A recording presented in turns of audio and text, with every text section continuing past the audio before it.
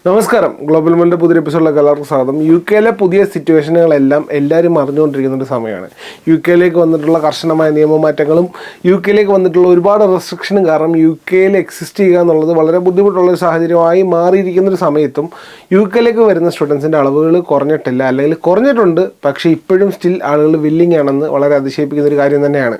കാരണം യു കെയിലേക്ക് സ്റ്റേ ബാക്കും മറ്റു കാര്യങ്ങളൊന്നും മാറ്റിയിട്ടില്ലാത്തതുകൊണ്ട് തന്നെ ബാച്ചിലേഴ്സ് ആയിട്ടുള്ള സ്റ്റുഡൻസ്, ബാച്ചിലേഴ്സ് പഠിക്കാൻ വരുന്ന സ്റ്റുഡൻസ് അല്ല, കൂടുതലും മാരീഡ് അല്ലാത്ത സ്റ്റുഡൻസ് ഒക്കെ തീർച്ചയായിട്ടും അവരുടെ ഒരു ലക്ക് പരീക്ഷിക്കാൻ വേണ്ടിയിട്ട് തീർച്ചയായിട്ടും അഫോർഡബിളായിട്ട് എബ്രോഡിൽ പഠിക്കാൻ പറ്റിയ ഒരേ ഒരു ഡെസ്റ്റിനേഷൻ യു കെ ആയതുകൊണ്ടും ഒരുപാട് സ്റ്റുഡൻസ് യു കെയിലേക്ക് വരാൻ ആഗ്രഹിച്ചുകൊണ്ട് ഈ വരുന്ന മെയിലും സെപ്റ്റംബറിലൊക്കെ വരുന്നതായിട്ട് നമ്മൾ കാണുന്നുണ്ട്. എന്നെ സംബന്ധിച്ച് ഞാൻ പലപ്പോഴും യു കെയിലേക്കുള്ള യാഥാർത്ഥ്യം തുറന്നു പറഞ്ഞൊരു വ്യക്തിയാണ്. പക്ഷേ എന്നിരുന്നാലും പഠിക്കാൻ വരുന്ന ആളുകൾക്ക് അവരുടെ ആഗ്രഹങ്ങളെ ചേസ് ചെയ്യാൻ ഉറപ്പായിട്ടും അവർക്ക് ഈ കാര്യങ്ങളെല്ലാം അറിഞ്ഞുകൊണ്ട് തന്നെയാണ് വരുന്നുണ്ടെങ്കിൽ പിന്നീട് ഒരു നിരാശയ്ക്ക് കാരണമാവാതെ അവർക്ക് യു കെയിലേക്ക് വരാൻ സാധിക്കുന്ന ഒരു സാഹചര്യമാണ്.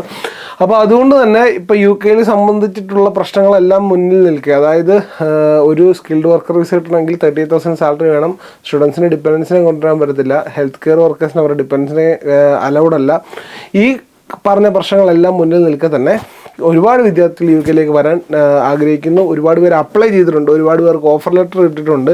സോ ഈ വരുന്ന മെയ്യിൻ്റെക്കിലും ജൂണിൻ്റെക്കിലും എന്തൊക്കെയാണ് യു കെയിലെ സാഹചര്യം, എന്തൊക്കെയാണ് നിങ്ങൾ എക്സ്പെക്റ്റ് ചെയ്യേണ്ടത്, എന്തൊക്കെ കാര്യങ്ങളാണ് യു കെയിൽ നിങ്ങൾ അനുഭവിക്കാൻ പോകുന്നത് എന്നുള്ള കാര്യങ്ങൾ, യു കെയിലേക്ക് വരാനിരിക്കുന്ന ഒരു ചെറിയ പക്ഷം ആളുകൾക്ക് വേണ്ടി, അതായത് മൈനോറിറ്റി ഗ്രൂപ്പിന് വേണ്ടിയിട്ട് മാത്രമാണ് ഈ വീഡിയോ.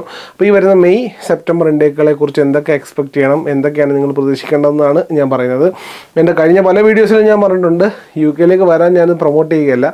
നിങ്ങൾ കൃത്യമായിട്ട് യു കെയിലെ സാഹചര്യം മനസ്സിലാക്കി നിങ്ങൾ കൃത്യമായിട്ട് അതിനെക്കുറിച്ച് ഡീറ്റെയിൽഡ് സ്റ്റഡി നടത്തി യു കെയിലെ അവസ്ഥ എന്താണെന്നും അന്തരീക്ഷം എന്താണെന്നും ഒക്കെ മനസ്സിലാക്കിക്കൊണ്ട് വരിക.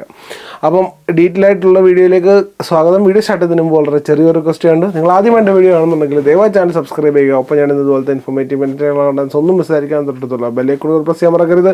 അപ്പോൾ നമുക്ക് നേരെ വീഡിയോയിലേക്ക് കിടക്കാം. ഒരുപാട് സ്റ്റുഡൻസ് യു കെയിലേക്ക് വരുന്നതിൻ്റെ പ്രധാനപ്പെട്ട ഒരു കാരണം തന്നെ യു കെയിൽ വന്നു കഴിഞ്ഞാൽ ഇവിടെ പഠിച്ചതിന് ശേഷം സ്റ്റേ ബാക്കിൻ്റെ സമയത്ത് തീർച്ചയായിട്ടും ഈ ഇൻവെസ്റ്റ് ചെയ്ത കാശ്, അതായത് പഠിക്കാൻ ഇൻവെസ്റ്റ് ചെയ്ത കാശും അതിന് പുറമെ ഒരു സേവിങ്സും കൂടെ റിട്ടേൺ ഉണ്ടാക്കിയെടുക്കാം, ജോലി ചെയ്യാൻ തയ്യാറാണെങ്കിൽ ഉണ്ടാക്കിയെടുക്കാം എന്നുള്ള ഒരു ഉറപ്പിൻ്റെ പേരിലാണ് ഒരുപാട് സ്റ്റുഡൻസും ഇപ്പോഴും യു കെ പ്രിഫർ ചെയ്തത്. യു കെയിൽ വന്ന് ഇൻവെസ്റ്റ് ചെയ്യുന്ന ഒരു എമൗണ്ട് നഷ്ടമായിട്ട് അല്ലെങ്കിൽ ആ കാശ് തിരിച്ചെടുക്കാൻ പറ്റാതെ നാട്ടിലോട്ട് പോകേണ്ട അവസ്ഥ ആർക്കും വരുത്തില്ല. അതുതന്നെയാണ് യു കെ ഇപ്പോഴും സ്റ്റുഡൻസിൻ്റെ വൺ ഓഫ് ദ ഫേവറേറ്റ് ഡെസ്റ്റിനേഷനാക്കി മാറ്റുന്നത്.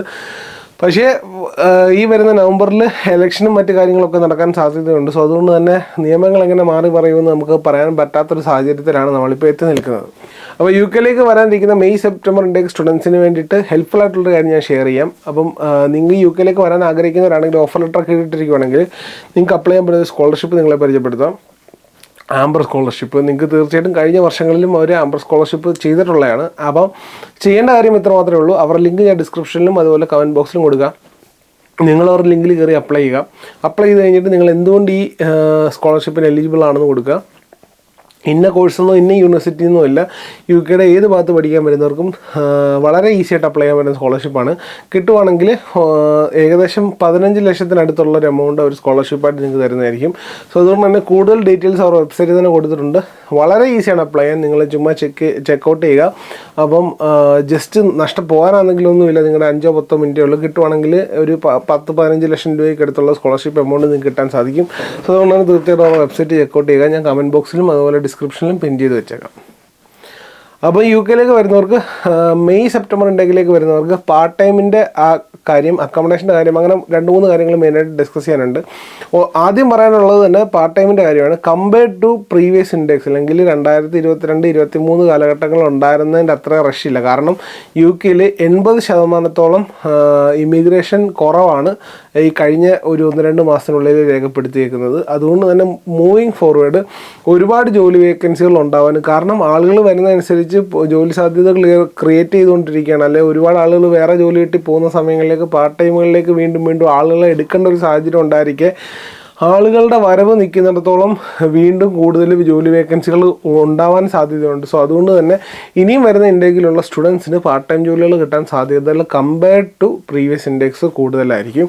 അതുപോലെ അക്കോമഡേഷനും ഈ പറയുന്ന പോലെ പണ്ടത്തെ പോലെ അക്കോമഡേഷൻ ക്രൈസിസ് ഉണ്ടാകാൻ സാധ്യത കുറവായിരിക്കും. അതായത് സ്റ്റുഡൻറ്റ് അക്കോമഡേഷൻസ് അല്ലെങ്കിൽ ഈ പറഞ്ഞ പോലെ ഷെയർ ചെയ്തെടുക്കാൻ പറ്റുന്ന അക്കോമഡേഷൻസ് ഒക്കെ ഉള്ള സ്റ്റുഡൻസ് പഠിച്ചൊക്കെ കഴിഞ്ഞ് ജോലിയൊക്കെ കിട്ടി ഡിഫറൻറ്റ് സ്ഥലങ്ങളിലോട്ടൊക്കെ മാറി ഇൻഡിവിജ്വലായിട്ട് വീടെടുത്ത് താമസിക്കാനൊക്കെ തുടങ്ങുന്ന സമയത്തേക്ക് വീണ്ടും ഈ നേരത്തെ പ്രീവിയസ് ഇൻഡേക്കുകളിൽ സ്റ്റുഡൻസ് ഒക്കെ നിന്നുകൊണ്ടിരുന്ന സ്ഥലങ്ങളെല്ലാം വീണ്ടും വേക്കൻ്റായി വരും. സോ അതുകൊണ്ട് തന്നെ ഈ പറഞ്ഞ പോലെ റഷ് കുറഞ്ഞത് കൊണ്ട് തന്നെ ഇനി വരുന്ന സ്റ്റുഡൻസിന് കുറച്ചുകൂടെ ഈസിയർ ആയിരിക്കാനാണ് സാധ്യത. ഇതൊരിക്കലും ഞാൻ സ്റ്റുഡൻറ്റ് വിസയോ സ്റ്റുഡൻസ് ഇങ്ങോട്ട് വരാൻ പ്രൊമോട്ട് ചെയ്യുക അല്ല ഞാൻ ചെയ്യുന്നത്. ഇവിടെ വരാനിരിക്കുന്ന സ്റ്റുഡൻസിൻ്റെ സിറ്റുവേഷൻ എന്തായിരിക്കും എന്നുള്ളൊരു പ്രഡിക്ഷനാണ് പറയുന്നത്. തീർച്ചയായിട്ടും ഇവിടുത്തെ കാര്യങ്ങളൊക്കെ മനസ്സിലാക്കിയതിന് ശേഷം മാത്രം ചിന്തിച്ച് തീരുമാനിക്കുക. തീർച്ചയായിട്ടും യു കെയിലേക്ക് വന്നു കഴിഞ്ഞാൽ നിങ്ങൾ ഇൻവെസ്റ്റ് ചെയ്ത കാശ് ഒരിക്കലും നഷ്ടമാകത്തില്ല. അതെൻ്റെ പേഴ്സണൽ എക്സ്പീരിയൻസിൽ നിന്ന് ഞാൻ മനസ്സിലാക്കിയൊരു കാര്യമാണ്. സോ അതുകൊണ്ട് തന്നെ പഠിക്കാൻ വരുന്ന സ്റ്റുഡൻസിന് ഒരിക്കലും ഫിനാൻഷ്യൽ ലോസ് ഉണ്ടാകത്തില്ല. പക്ഷേ നിങ്ങൾ ഫ്യൂച്ചർ എന്താവും എന്നുള്ളത് നോക്കിയെടുക്കാം. പിന്നെ പ്രത്യേകിച്ചും പറയുന്നത് ഇപ്പോഴും അഡ്മിഷൻ എടുത്തുകൊണ്ടിരിക്കുന്ന സ്റ്റുഡൻസ് ഉണ്ടാകും. അവർ തീർച്ചയായിട്ടും ശ്രദ്ധിക്കേണ്ട കാര്യം നിങ്ങൾ MBA അല്ലെങ്കിൽ ഇൻ്റർനാഷണൽ ബിസിനസ്സോ അങ്ങനത്തെ ഒരു എന്താ പറയുന്നത് ഒരിക്കലും ജോലി കിട്ടാൻ സാധ്യതയില്ലാത്ത കോഴ്സസ് തിരഞ്ഞെടുത്ത് യു കെയിലോട്ട് വരാതിരിക്കുക. കാരണം കഴിഞ്ഞ കുറേ വർഷങ്ങളായിട്ടുള്ള സമയങ്ങളിൽ കുഴപ്പമില്ലായിരുന്നു. പക്ഷേ കറണ്ട് സിനാരിയോയിൽ 38,700 എന്ന് പറയുന്നത് ഈ പറയുന്ന മാനേജ്മെൻറ്റ് സെക്ടറിൽ കിട്ടാൻ ഭയങ്കര പാടാണ്. കാരണം അതിന് മുമ്പ് വരെ ഏകദേശം ചാൻസ് ഉണ്ടായ ആളുകൾക്ക് പോലും ഇപ്പോൾ ചാൻസ് കുറഞ്ഞു വരുന്ന സാഹചര്യമാണ് നമ്മൾ കണ്ടുകൊണ്ടിരിക്കുന്നത്. അൺലെസ് നിങ്ങൾക്ക് എക്സ്പീരിയൻസ് ഉണ്ടെങ്കിൽ കുഴപ്പമില്ല, എക്സ്പീരിയൻസ് ഇല്ലെങ്കിൽ അത് വളരെ ബുദ്ധിമുട്ടുള്ള സാഹചര്യം ഉണ്ടാകും. അതുകൊണ്ട് തന്നെ തീർച്ചയായിട്ടും ചിന്തിച്ച് മാത്രം കോഴ്സുകൾ തിരഞ്ഞെടുക്കുക. കഴിയുന്നതും കോർ ഫീൽഡുകളിൽ നിങ്ങളുടെ കോഴ്സസ് തിരഞ്ഞെടുത്താലും നിങ്ങൾക്ക് ജോലി കിട്ടാൻ കുറച്ചുകൂടി എളുപ്പമായിരിക്കും. അപ്പം ആ കാര്യം നിങ്ങൾ തീർച്ചയായിട്ടും ശ്രദ്ധിക്കുക. അതേപോലെ തന്നെ അഡ്മിഷൻ എടുക്കാൻ നേരം പല സ്റ്റുഡൻസ് നമ്മളോട് കൺസേൺസ് ആയിട്ട് റേസ് ചെയ്തുകൊണ്ടിരുന്ന കാര്യം നമ്മുടെ സ്റ്റേ ബാക്കിനെ കുറിച്ചുള്ള കൺസേൺസ് ആയിരുന്നു. അപ്പോൾ യു കെയിലെ സ്റ്റേ ബാക്ക് മാറ്റിയിട്ടില്ല. യു കെ സ്റ്റേ ബാക്ക് ഇപ്പോൾ കഴിഞ്ഞ ദിവസത്തെ മൈഗ്രേഷൻ അഡ്വൈസറി കമ്മിറ്റിയുടെ അഡ്വൈസ് പ്രകാരം യു കെയിലെ സ്റ്റേ ബാക്ക് മിസ്യൂസ് ചെയ്യപ്പെടുന്നില്ല. അത് പ്രോപ്പറായിട്ടാണ് യൂട്ടിലൈസ് ചെയ്യുന്നത്. അതേപോലെ തന്നെ സ്റ്റുഡൻസ് ഒരുപാട് ആളുകൾ ഈ പറയുന്ന നമ്മുടെ സ്റ്റേ ബാക്കിൽ നിന്ന് പോസ്റ്റ് സ്റ്റഡി വർക്ക് വിസയിൽ നിന്ന് സ്കിൽഡ് വർക്കർ വിസയിലേക്ക് ചേഞ്ച് ആവുന്നുണ്ട്. സോ അതുകൊണ്ട് തന്നെ അത് യു കെയുടെ എക്കണോമിയെ ബൂസ്റ്റ് ചെയ്യുന്നുണ്ട് എന്നുള്ളൊരു കണ്ടെത്തൽ മൈഗ്രേഷൻ അഡ്വൈസറി കമ്മിറ്റി വെക്കുകയും ആ ഒരു കാരണം ഇനി മുതൽ സ്റ്റേ ബാക്ക് കണ്ടിന്യൂ ചെയ്യണം എന്നുള്ള റിപ്പോർട്ടാണ് ഗവൺമെൻറ് കൊടുത്തിരിക്കുന്നത്. അപ്പം ഒരുപാട് പ്രഷർ ഉണ്ടായിരുന്നു ഗവൺമെൻറ്റിന് ഈ സ്റ്റേ ബാക്ക് ഒഴിവാക്കണം എന്നുള്ളൊരു കാര്യം കൂടെ ചേർത്തിട്ട്. പക്ഷേ സ്റ്റിൽ മൈഗ്രേഷൻ അഡ്വൈസറി കമ്മിറ്റി കൊടുത്തിരിക്കുന്ന റെക്കമെൻഡേഷൻ കഴിഞ്ഞ ദിവസങ്ങളിൽ വന്നിരിക്കുന്നത് പോസിറ്റീവായിട്ടുള്ളൊരു കാര്യമാണ്. അതുകൊണ്ട് തന്നെ പഠിക്കാൻ വരാൻ ആഗ്രഹിക്കുന്ന ആളുകൾ, അതായത് സ്റ്റേ ബാക്ക് ഉണ്ടാകുമോ എന്നുള്ള ഒരൊറ്റ കൺസേൺ കാരണം പഠിക്കാൻ വരണോ വേണ്ട എന്ന് ചിന്തിക്കുന്ന ആളുകൾക്ക് തീർച്ചയായിട്ടും ഒരു പോസിറ്റീവായിട്ടുള്ളൊരു കാര്യമാണ് വന്നിരിക്കുന്നത്. സോ ഇത്രയും കാര്യങ്ങളാണ് മെയിനായിട്ടും ഈ വരുന്ന മെയ് സെപ്റ്റംബർ ഇൻഡേക്കുകളിൽ ചിന്തിക്കേണ്ട കാര്യങ്ങൾ. അപ്പോൾ തീർച്ചയായിട്ടും യു കെയിൽ വരുന്നത് വർത്താണോ എന്നുള്ളൊരു ചോദ്യം ഇപ്പോഴും അവശേഷിക്കുകയാണ്. യു കെയിൽ വരുന്നത് വർത്താണോ എന്ന് ഇൻഡിവിജ്വൽ ടു ഇൻഡിവിജ്വൽ ഡിപ്പെൻഡൻ്റ് ആണ്.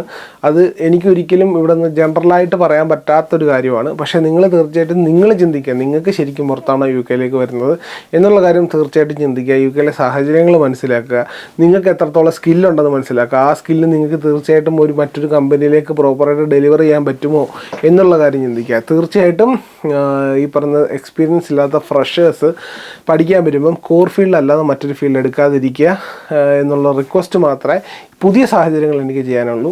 പിന്നെ തീർച്ചയായിട്ടും ചിന്തിച്ച് ചെയ്യുക.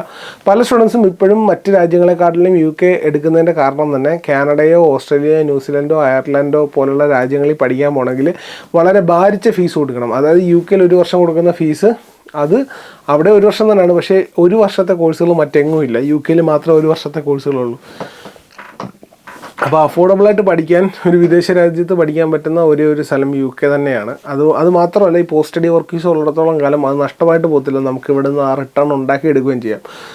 സോ ആ കാരണങ്ങൾ കൊണ്ട് തന്നെ ഇപ്പോഴും സ്റ്റുഡൻസ് നോക്കുന്ന, അതായത് പ്രിഫർ ചെയ്യുന്ന one of the study abroad destination തന്നെയാണ് യു കെ. അപ്പോൾ സാഹചര്യങ്ങൾ മനസ്സിലാക്കുക.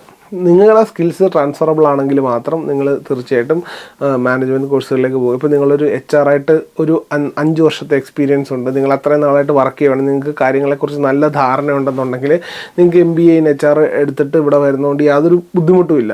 അല്ലെങ്കിൽ നിങ്ങൾക്ക് അതിനുള്ള ലാംഗ്വേജും കാര്യങ്ങളെല്ലാം ഉണ്ടെന്ന് നിങ്ങൾക്ക് കോൺഫിഡൻസ് ഉണ്ടെങ്കിൽ, ഇപ്പം ഞാൻ പറയുമല്ലോ നിങ്ങൾ എടുത്ത ഗുഡായിരിക്കുന്നു, പക്ഷേ നിങ്ങൾക്ക് അതിനുള്ള കോൺഫിഡൻസ് ഉണ്ട്, നിങ്ങൾക്കത് ട്രാൻസ്ഫർ ചെയ്യാൻ പറ്റുന്ന സ്കില്ലാണെന്നുണ്ടെങ്കിൽ ഒബ്വിയസ്ലി നല്ലൊരു ചോയ്സ് ആയിരിക്കാം. അപ്പോൾ അതുകൊണ്ട് തന്നെ അങ്ങനെയുള്ള കാര്യങ്ങൾ ചിന്തിച്ചതിന് ശേഷം മാത്രം UK വരിക.